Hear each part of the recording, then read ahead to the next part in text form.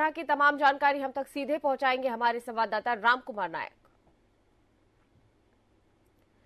राम, क्या कुछ खबरें हैं जो आज सुर्खियों पर बने रहने वाली है?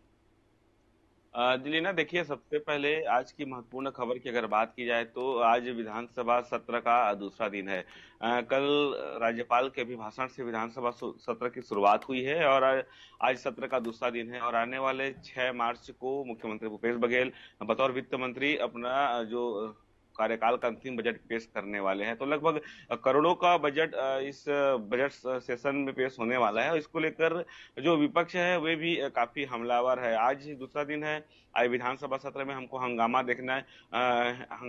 मिल सकता है, क्योंकि ये जो जिस प्रकार से भाजपा विधायक दल ने बीते दिनों जो उनका जो बैठकों का जो दौर चला था, उसमें एक रणनीति ये बनी है कि कैसे सरकार को घेरा जाए। तो उनकी जो प्रमुख मुद्दा थी इसमें प्रधानमंत्री आवास योजना को लेकर हमने देखा कि मोर आवास मोर अधिकार के तहत में लगातार भाजपा प्रदर्शन कर रही है, चाहे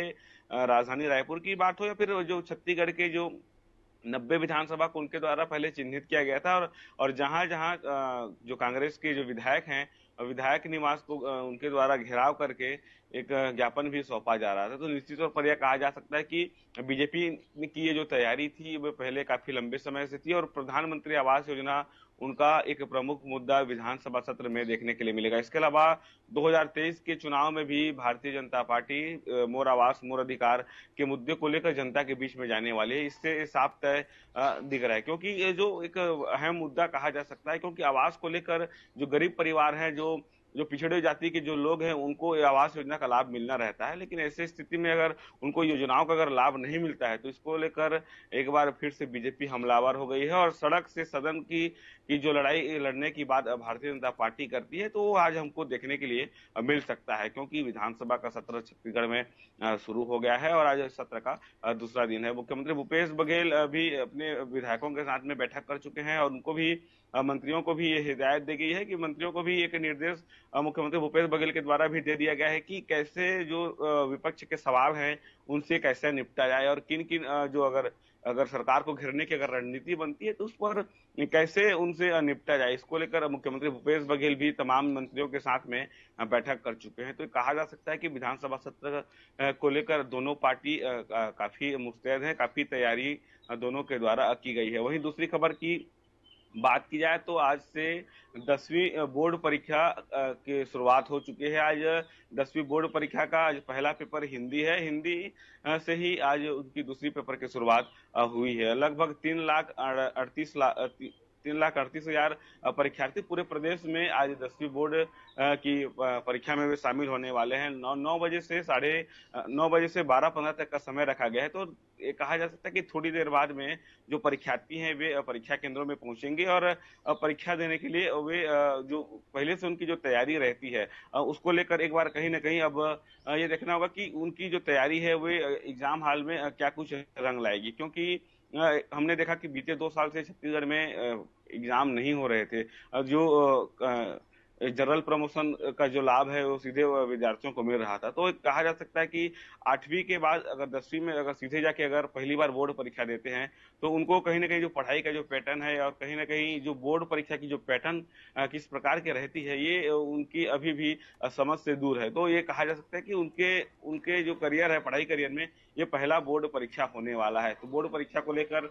बच्चे काफी चिंतित भी रहते हैं और लगातार इसके लिए माध्यमिक शिक्षा मंडल ने टोल फ्री नंबर भी जारी किया है। टोल फ्री नंबर के माध्यम से अगर किसी बच्चे या उसके पेरेंट्स को अगर किसी भी परीक्षा से संबंधित अगर कुछ जानकारी चाहिए या फिर कुछ काउंसलिंग के लिए अगर बातचीत करनी हो तो माध्यमिक शिक्षा मंडल ने इसके लिए टोल फ्री नंबर भी जारी किया गया था। तो आज 10वीं बोर्ड का पहला हिंदी पेपर है और 3,38,000 परीक्षार्थी शामिल होंगे। केंद्राध्यक्षों की नियुक्ति पहले से माध्यमिक शिक्षा मंडल के द्वारा कर दी गई थी और जो तमाम जो परीक्षा केंद्र हैं वहां पर एग्जाम के जो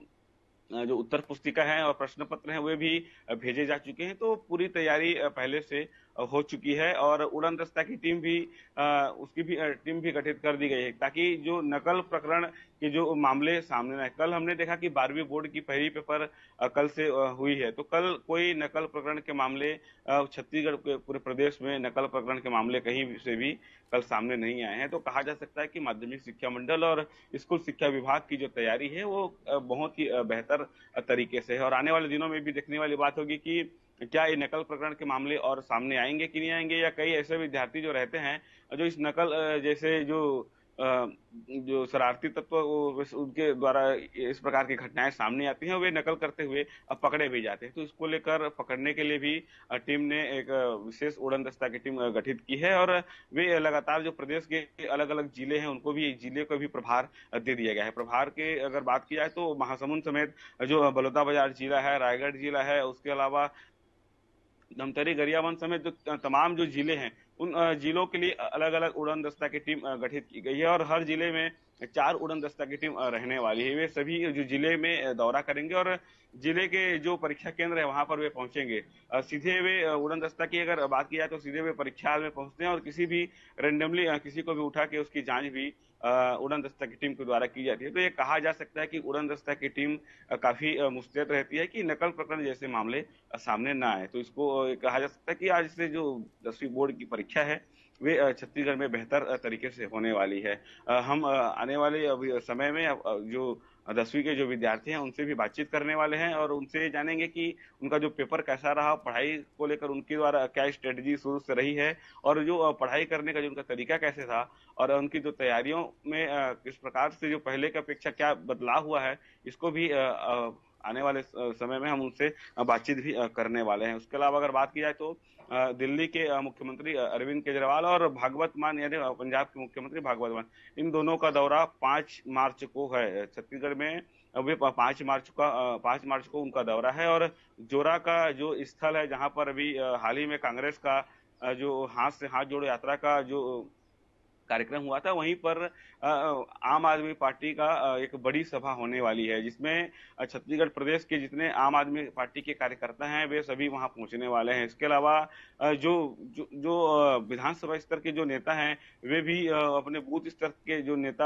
बूथ स्तर के जो प्रभारी बनाए गए हैं, उन सभी नेताओं को इसकी जिम्मेदारी दे दी गई है कि कैसे उस सभा में ज्यादा से ज्यादा संख्या में लोग पहुंचे। आने वाले 5 मार्च को इन 2 मुख्यमंत्री का दौरा है, और निश्चित तौर पर 2 मुख्यमंत्री जब छत्तीसगढ़ दौरे पर आएंगे तो ये कहा जा सकता है कि पुलिस की भी परेशानी बढ़ने वाली है, क्योंकि हमने देखा कि कांग्रेस की जो बीते दिन जो कार्यक्रम थे तो उसको लेकर पुलिस की जो परेशानी बढ़ी थी, चाहे वो यातायात सुव्यवस्थित करने की बात हो या जो कानून व्यवस्था बनाए रखने की बात हो, इन दो मुद्दों को लेकर पुलिस की भी परेशानी कहीं न कहीं बढ़ने वाली है। आम आदमी पार्टी 2023 के लिए चुनाव का आगाज और चुनाव के लिए बिगुल 5 मार्च को फूकने वाली है। तो निश्चित तौर पर कहा जा सकता है कि दो राजनीतिक पार्टी भारतीय जनता पार्टी और कांग्रेस पार्टी के अलावा आम आदमी पार्टी भी अब चुनाव के लिए पूरी तरीके से तैयार है, और आने वाले 5 मार्च से वे उनका बिगुल फूककर छत्तीसगढ़ के लिए जो चुनाव होने वाले हैं उसको लेकर वे बिगुल फूकेंगे, और जो कार्यकर्ताएं हैं उनको भी चार्ज करने का काम मुख्यमंत्री अरविंद केजरीवाल और मुख्यमंत्री भागवत मान करने वाले हैं। और लगातार वे जिस प्रकार से दिल्ली की जो योजनाएं हैं उनको लेकर हमेशा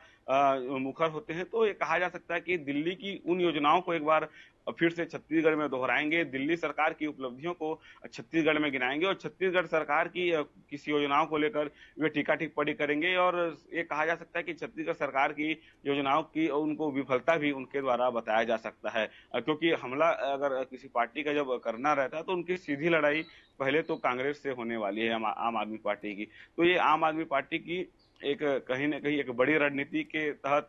5 मार्च को एक सभा होने वाली है। सभा में मुख्यमंत्री अरविंद केजरीवाल, भागवत मान, उसके अलावा जो प्रदेश के जो पदाधिकारी हैं, उसके अलावा छत्तीसगढ़ प्रदेश के प्रभारी संजीव झा भी मौजूद रहेंगे। तो इनका जो दौरा है आम आदमी पार्टी का, जो बड़ी सभा 5 मार्च को देखने मिलेगी। जी राम कुमार, वही बात करें 2023 को विधानसभा चुनाव होने छत्तीसगढ़ में, और ऐसे में दिल्ली के सीएम और पंजाब के सीएम भगवंत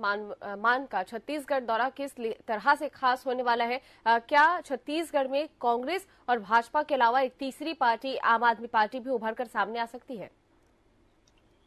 जी बिल्कुल अलीना, देखिए हमने अगर सबसे पहले हम 2018 के विधानसभा चुनाव की बात करेंगे, क्योंकि 2018 के विधानसभा चुनाव के पहले छत्तीसगढ़ में एक राजनीतिक पार्टी जनता जोगी कांग्रेस बनकर सामने आती है, और लगातार जो 7 सीटें जो उनके पक्ष में रहती है, हालांकि वर्तमान में 7 सीटें अभी जनता जोगी कांग्रेस के पास नहीं है। तो जब पहले 2018 के चुनाव में जब उनकी जो पार्टी उभर के आती है तो 7 सीटें छत्तीसगढ़ में वे ले आती है। तो ये कहा जा सकता है कि जब क्षेत्रीय पार्टी इतनी अच्छी रिस्पॉन्स दे सकती है तो कहीं न कहीं ये जो दिल्ली की पार्टी है, जो पंजाब में जो सरकार बनी है, तो निश्चित तौर पर उनकी जो कार्यशैली है, उनकी जो रणनीति है, वे काफ़ी अहम रहने वाली है। क्योंकि हमने देखा कि सिर्फ आम आदमी पार्टी की सरकार दिल्ली में हुआ करती थी, लेकिन दिल्ली के बाद उन्होंने अगर उस दिल्ली की अगर बात कहीं उनकी जब सरकार बनी तो वो राज्य है पंजाब, और पंजाब में पहले कांग्रेस की सरकार थी। तो ये कहा जा सकता है कि कांग्रेस की सरकार को ध्वस्त करके आम आदमी पार्टी पंजाब में अपना सरकार बना सकती है। और जो वहाँ जो निगम की जो चुनाव होती है दिल्ली में, वहां पर भी एक पूरे झंडा गाड़ने का काम अगर आम आदमी पार्टी काम करती है तो निश्चित तौर पर कहा जाता है कि छत्तीसगढ़ में भी इनका प्रभाव कहीं न कहीं पड़ने वाला है। क्योंकि लगातार उनके द्वारा जो दिल्ली को एक मॉडल के रूप में हो या फिर बैकलेस स्कूल की बात जो दिल्ली में होती है, दिल्ली की जो सुविधाएं, चाहे वो कचरे का निपटारण की बात हो, चाहे जो कई मुद्दे दिल्ली सरकार के पास है, तो अरविंद केजरीवाल जब छत्तीसगढ़ पहुंचेंगे तो उसको लेकर एक हुंकार भी वो भरने वाले हैं और साफ तौर पर यही कहने वाले हैं कि छत्तीसगढ़ में जो विकास कार्य हो रहे हैं उससे कई दोगुना विकास कार्य दिल्ली में हुए हैं। तो उसको लेकर एक बार फिर से जनता के बीच में अपनी बात रखने वाले हैं। और चाहे अरविंद केजरीवाल अगर जब पहुंचेंगे तो उनका अगर जो भाषण होने वाला है उसमें हमें एक चीज प्रमुखता से देखने के लिए मिल सकता है, क्योंकि जिस प्रकार से छत्तीसगढ़ में 15 साल बीजेपी की सरकार रही, 4 साल कांग्रेस की सरकार रही, ये 5वां साल है। तो इस जो 20 साल को लेकर वे एक कहीं न कहीं उनके द्वारा एक कंपैरिजन जनता को वे करेंगे कि 15 साल में क्या हुआ और 5 साल में क्या हुआ, और हम जब दिल्ली में जब हमारी सरकार थी तो दिल्ली की स्थिति पहले कैसी थी, वर्तमान में कैसे, इन तमाम जो जब कंपेयर की जब बात आएगी तो निश्चित तौर पर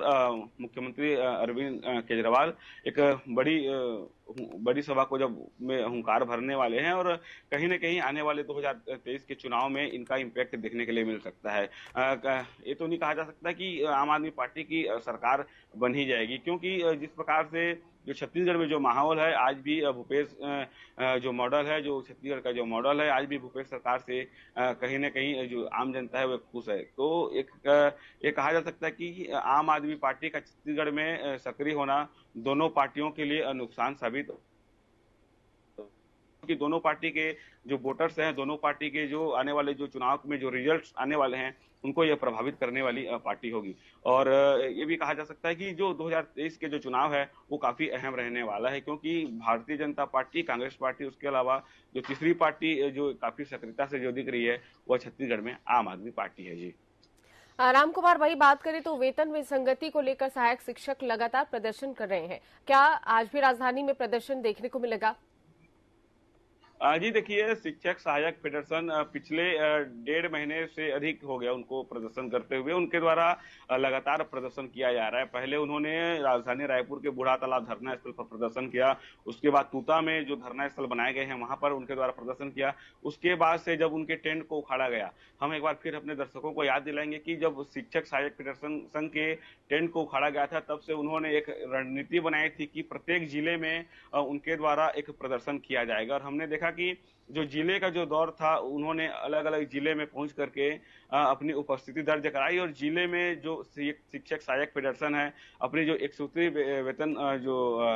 वेतनमान है उसको लेकर जो लगातार उन्होंने जब सरकार के सामने अपनी मांग रखी थी उसको लेकर जो जिलेवार की आंदोलन करने की रणनीति बनी है। और इसी क्रम में आज छत्तीसगढ़ के बलौदाबाजार जिले में शिक्षक सहायक फेडरेशन संघ की वहां पर प्रदर्शन है। उनकी जो 1 सूत्री जो मांग है वेतन विसंगति को दूर करने की, उस मांग को लेकर वे लगातार क्रमिक हड़ताल पर हैं। और हमने देखा कि जो लगातार जो छत्तीसगढ़ में जो प्रदर्शन का जो दौर चल रहा है तो निश्चित तौर पर कहा जा सकता है कि शिक्षक सहायक फेडरेशन संघ भी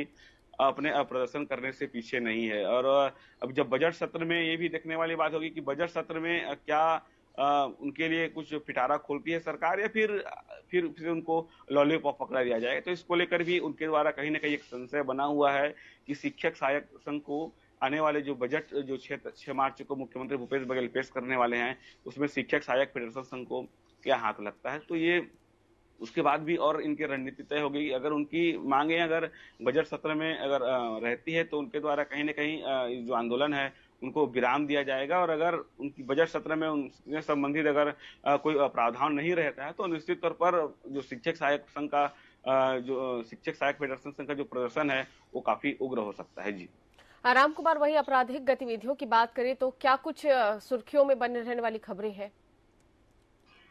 जी बिल्कुल। देखिए, कल एक बड़ी घटना सामने आई थी जिसमें 29 लोगों पर नामजद जो एफआईआर दर्ज हुआ था, उसमें से 9 लोगों को गिरफ्तार किया गया। जी, हम बात कर रहे हैं जो फार्मेसी फर्जी दस्तावेज के माध्यम से जो फार्मेसी में जो रजिस्ट्रेशन के लिए जो भेजे थे, उस पर जो पुलिस ने कार्रवाई की है उस मामले की। पूरा मामला हम सीधे अपने दर्शकों को बताना चाहेंगे कि जो तेलीबांधा थाना में जो फार्मेसी काउंसिल ऑफ ये जो रजिस्ट्रार हैं उनके द्वारा एक एफआईआर दर्ज कराया गया था कि कई ऐसे लोग हैं जो नामजद 29 लोगों के ऊपर एफआईआर दर्ज कराया गया था कि उनके द्वारा फर्जी दस्तावेज के माध्यम से Chhattisgarh state council of pharmacy में जो रजिस्ट्रेशन के लिए आवेदन आया है, तो उसको लेकर उनके द्वारा एफआईआर दर्ज कराया गया था। 29 लोगों पर नामजद एफआईआर दर्ज हुआ था, जिस पर पुलिस जांच कर रही थी और 9 लोगों को गिरफ्तार करके पुलिस ने उनसे और भी छानबीन अभी कर रही है। इसमें संख्या और बढ़ सकती है क्योंकि 29 लोगों पर एफआईआर दर्ज हुई, तो निश्चित तौर पर 20 अभी भी ऐसे लोग हैं जो अभी पुलिस की गिरफ्त से बाहर है। पुलिस का लगातार दावा है कि जो 20 लोग हैं वे भी जल्द पकड़े जाएंगे। तो ये कहा जा सकता है कि जो फर्जी दस्तावेज के माध्यम से जो छत्तीसगढ़ में जो रजिस्ट्रेशन का खेल चल रहा था, इस पर पुलिस ने पर्दाफाश किया है। जैसे कोरोना काल की इसमें एक प्रमुख बात यह आ रही है कि कोरोना काल के समय में कई ऐसे जो फर्जी दस्तावेज तैयार हुए हैं, जिसके बदौलत से कई ऐसे जो मेडिकल संचालक हैं अपना मेडिकल दुकान चला रहे हैं। तो इसको लेकर पुलिस ने शिकंजा कसा है और आने वाले दिनों में ये भी देखने वाली बात होगी कि पुलिस किस कार्रवाई के बाद खाद्य और जो ड्रग्स विभाग है वो पुलिस की किस प्रकार की सहायता करती है, क्योंकि पुलिस तो सिर्फ एक केस को मामला दर्ज करके उससे पूछताछ करती है। बाकी जो खाद्य निरीक्षक और ड्रग्स जो विभाग है उसके द्वारा जो मेडिकल में पूछ कर ये जांच और भी किया जाएगा कि इनके द्वारा जो दवाई दी जा रही है वो किस प्रकार की दवाई है, या एलोपैथिक है या फिर जेनरिक है या फिर आयुर्वेदिक। इन तमाम जो पहलू हैं इनको एक संयुक्त टीम बना करके पुलिस और ड्रग्स विभाग की एक संयुक्त टीम भी आने वाले दिनों में बनाई जाएगी और ये सभी उन मेडिकलों में दस्तक देंगे जहां पर जो ये 9 आरोपी गिरफ्तार हुए हैं। इसके अलावा जो 20 और जो अन्य आरोपी जो फरार हैं उनकी भी जांच पुलिस कर रही है, उनकी भी पतासाजी में पुलिस जुटी हुई है। तो ये कहा जा सकता है कि छत्तीसगढ़ में जो एक फर्जी दस्तावेज के माध्यम से जो रजिस्ट्रेशन कराने का गोरख धंधा चल रहा था वो काफी ही एक बड़े मात्रा पे हो रहा था और इसका जो बड़ा गिरोह अभी भी पुलिस के हाथों से चंगुल से दूर है, क्योंकि हमने देखा कि 29 में से सिर्फ 9 ही लोग गिरफ्तार हुए हैं, 20 अब भी फरार हैं और उनसे ये भी पूछताछ की जाएगी कि वे डिग्री बनाते थे तो कैसे बनाते थे, कितना उनसे पैसा लेते थे और जो अंदर विभाग में भी क्या उनकी सेटिंग थी क्या, क्योंकि हमने देखा कि जब अलग यूनिवर्सिटी या फिर अगर आउट ऑफ छत्तीसगढ़ की अगर जब डिग्री यहाँ पर रजिस्ट्रेशन के लिए आती है तो उसको काफी वेरिफिकेशन किया जाता है, लेकिन विभाग की इसमें कहीं कोई संलिप्तता तो नहीं है, इसकी भी जांच होने वाली है। बहरहाल विभाग ने पहले ही अपनी सक्रियता दिखाई है और रजिस्ट्रेशन करने के पहले ही रजिस्ट्रार डॉक्टर श्रीकांत राजीववाले ने एफआईआर दर्ज कराकर 9 लोगों को सलाखों के पीछे पहुंचाने में काफी अपनी महत्वपूर्ण योगदान दिया है।